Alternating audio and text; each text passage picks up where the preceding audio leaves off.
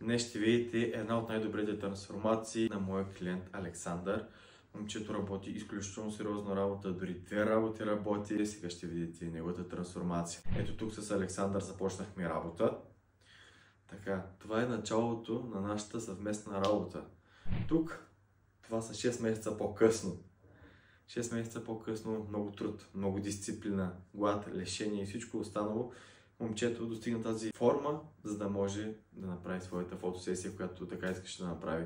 Тук може да видите и друга позиция на неговата форма, каква е била. Също и тук да видите каква е в момента, за да кажете работи само отпред или само отзад, разбира се. Момчето има изключително голяма дисциплина да следва това, което му казвам, разбира се, когато имаме дадените проблеми, да ги отстраняваме по възможно най-добрия начин. Следователно да вървим в една линия, която и двамата да може да виждаме прогрес плавно и постепенно.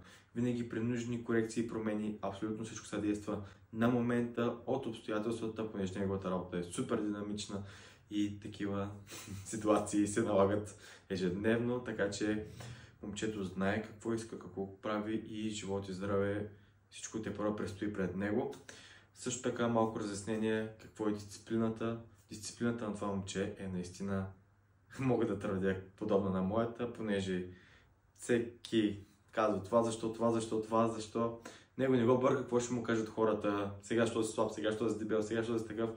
Не трябва и вас да ви касае това. Следователно, и вие го искате такава трансформация, може да свършите с мен в социалните ми мрежи.